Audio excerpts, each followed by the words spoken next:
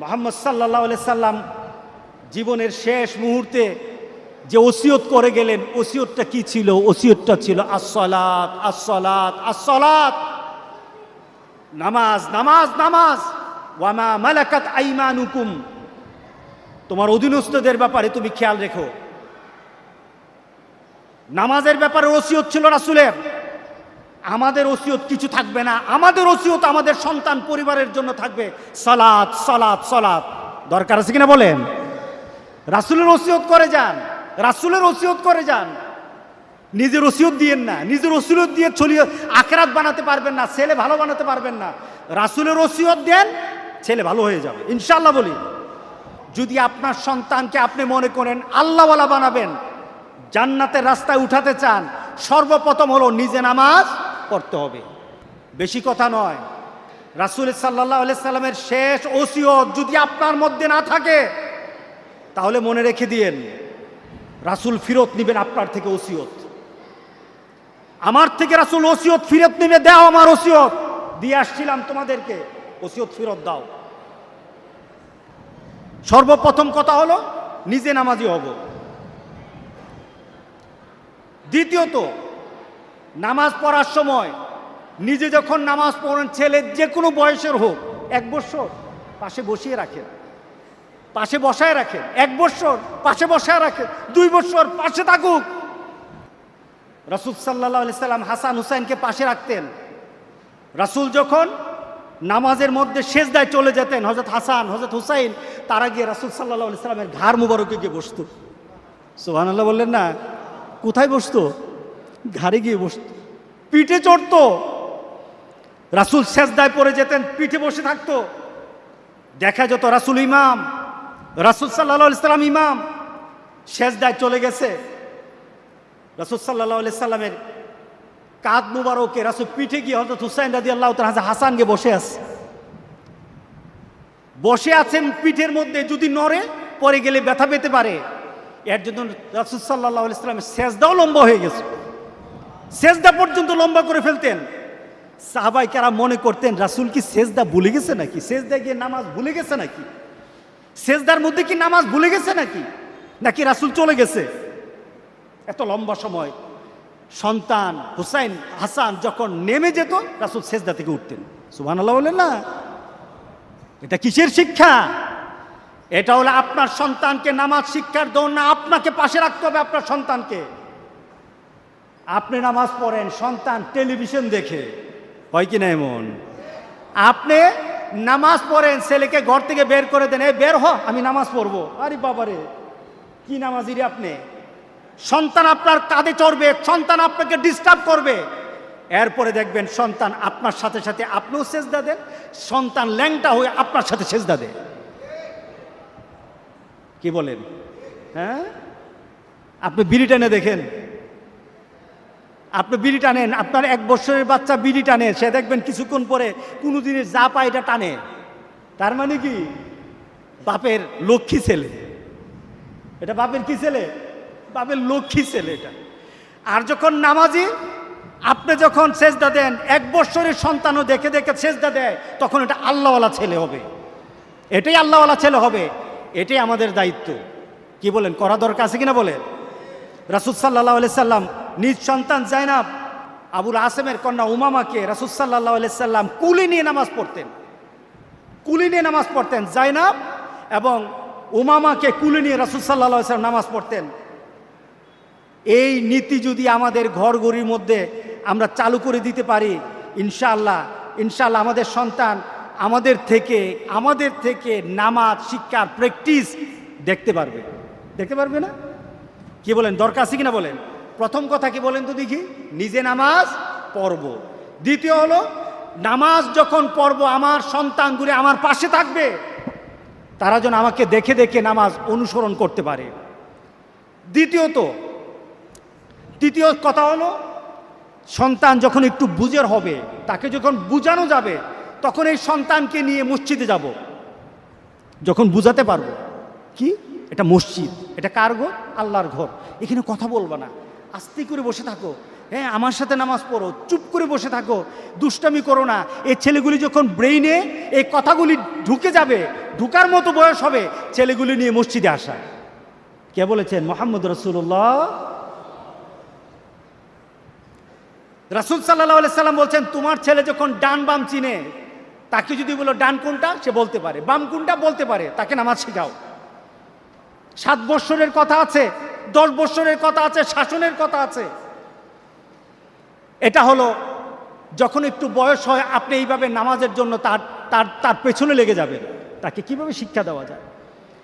এরপরে আপনার সন্তান, আপনার পরিবারে আপনাদের সন্তানগুলিকে, আমাদের সন্তানগুলিকে হাতে কলমে শিক্ষা দিতে হবে। যেমন আপনি নামাজ আদায় করলেন, ছেলে আপনার 4-5 বৎসর অথবা 5-6 বৎসরের হোক, এ ছেলেটাকে ডেকে বললেন, বাবা এদিকে আয় তো, একটু নামাজ আরম্ভ করো, আল্লাহু আকবার বলো। আল্লাহু আকবার। হ্যাঁ, সানা পড়ো তো। সানা পড়তে পারে না, আপনি বললেন পড়ো, আমার সাথে পড়ো। এখন সানা পড়লো, বাবা পড়লো তো আউযু বিল্লাহি মিনাশ শাইতানির রাজিম, বিসমিল্লাহির রহমানির রহিম, সেটাও পড়লো। সূরা ফাতিহা আপনি পড়লেন, যে কোনো একটা সূরা আপনার সাথে মিলালো। এভাবে পড়তে পড়তে আপনি 1 দিন, 2 দিন, 3 দিন, 1 মাস পড়তে থাকেন না? কি বলেন? ছেলেটাকে নামাজ পড়াতে কতদিন লাগবে? নামাজ শিখাতে কতদিন লাগবে? আপনি তাকবীরে উলা দিয়ে বলবেন, এইটা হলো প্রথম নামাজ আরম্ভ, আল্লাহু আকবার বলে আরম্ভ করতে হয়। এরপরে সানা পড়ে তাকে শিক্ষা দিলেন, আপনি পড়বেন, সে পড়বে। এরপরে সূরা ফাতিহা আপনি আউযু বিল্লাহ, বিসমিল্লাহ, সূরা ফাতিহা যে কোনো সূরা মিলে এরপরে তাকে আবার পড়াতে থাকলেন। সাথে সাথে রুকু দিলেন, তাসবিহ শিখালেন, রুকু থেকে উঠবেন, আবার তাকে দোয়া শিক্ষা দিলেন, আবার রুকু থেকে সেজদা যাবেন, তাসবিহ শিখাবেন, এরপর সেজদা থেকে উঠবেন। এইভাবে যখন নামাজগুলি তার মধ্যে চালু করে দিবেন, 1 দিন, 2 দিন, 3 দিন, 1 মাস, 2 মাস, এক সময় দেখা যাবে আপনার আর সহযোগিতা লাগে না, অটোমেটিক তার সব মুখস্থ হয়ে গেছে। এমন বাবা হতে রাজি আছে কিনা বলেন? হ্যাঁ, কয়জনে এমন বাবা, কয়জন এমন মা, কয়জন এমন মা হতে পেরেছেন? নিজের সন্তানকে নিজের হাতে শিক্ষা দিবেন। রাসূল সাল্লাল্লাহু আলাইহি সাল্লাম নিজের হাতে বলেছেন, আমি নামাজকে তোমাদের জন্য এইভাবে, সল্লু কামা রাআইতুমুনি উসাল্লি, নামাজ ওইভাবে পড়ো। রাসূল বলেছেন এটা হলো প্র্যাকটিসের বিষয়, নামাজটা প্র্যাকটিস, নামাজ দেখে দেখে শিখতে হবে। আমি যেভাবে নামাজ পড়ি সেভাবে তোমরা নামাজ পড়ো। বাবা হয়ে আপনি বলতে হবে, বাবা আমি যেভাবে নামাজ পড়ি সেভাবে তুমি নামাজ পড়ো। সুবহানাল্লাহ বললেন না? তখন কি হবে? রাসূল বলেছেন, আমি যেভাবে নামাজ পড়ি তোমরাও তেমন নামাজ পড়ো। এটা উম্মতের জন্য। আপনি বাবা হয়ে রাসূলের কথাকে সন্তানের জন্য ছেড়ে দিবেন, বাবা আমি যেমনভাবে নামাজ পড়ি তুমিও আমার সাথে নামাজ শিখো। আল্লাহু আকবার, আল্লাহু আকবার। ভালো লাগবে, ভালো লাগবে। এমনভাবে যখন সন্তানকে শিক্ষা দিবেন, দেখবেন মনটা বড় হয়ে গেছে, আমার ছেলে নামাজি, আমার ছেলে চুল লাল করে না, আমার ছেলে রাস্তায় আড্ডা দেয় না, রাস্তায় আড্ডা দেয় না। আমার ছেলে যদি দিনদার হয়, আমার কলিজা বড় হবে। আমি আল্লাহর দরবারে এতটুকু বলার সুযোগ পাবো যে রব্বুল আলামিন আমার সন্তানকে আমি শিক্ষা দিয়ে এসেছি যে আমার মৃত্যুর পর আমার জন্য দোয়া করা। আমি আমার সন্তানকে শিক্ষা দিয়ে এসেছি। পঞ্চম, 4টা বলেছি, আবার বলব। নামাজের মধ্যে, নামাজ যখন ছোট সন্তান আদায় করবে, তখন আমাদের তরফ থেকে কিছু ঘোষণা থাকবে। এই নামাজ যদি পড়ো না তাহলে কিন্তু মজা খাওয়াবো, নামাজ যদি পড়ো না এটা কিনে দেব, নামাজ যদি পড়ো না তোমাকে বিভিন্ন জায়গায় নিয়ে যাব, ঘোরাতে নিয়ে যাব। সন্তান চিন্তা করবে তখন, আমাকে একটু একটু যদি আব্বার থেকে আদায় করতে হয় তাহলে নামাজ পড়তে হবে। নামাজ যদি পড়ি আব্বা থেকে আদায় করতে পারবো। আর এই আদায়ের পদ্ধতিতে একদিন দেখা যাবে আব্বার থেকে কোনো চাহিদা না, নামাজই তার চাহিদা হয়ে গেছে। কি বলেন? পুরস্কার ঘোষণা, এই যে এই ছেলেগুলি 40 দিন 5 ওয়াক্ত নামাজ পড়েছে, তাকবীর উলার সাথে একটা দিন মিস করে নাই। আমাকে বলেছে বৃষ্টির মধ্যে পর্যন্ত, তুফানের মধ্যে পর্যন্ত তারা এসেছে। আমরা কি পারবো না? গ্রামের যারা আছেন, আপনাদের কাছে এই লুপটা থাকা দরকার, আপনাদের সন্তানের মধ্যে এই লুপটা জাগানো দরকার। আপনি যদি আপনার সন্তানকে লুপ জাগিয়ে দিতে পারেন, লুপ নয় এটা, এই লুপ দিয়ে প্রথম মাছ যে ধরেন আপনার বসির মধ্যে কি দেন? হ্যাঁ, এই আধার দিয়ে কিন্তু মাছ ধরে না। এর আগে কি ফালান? এটাকে কি বলে? প্রস্তুতি। একটা চারা করেন, এটাকে বলে চারা বলে।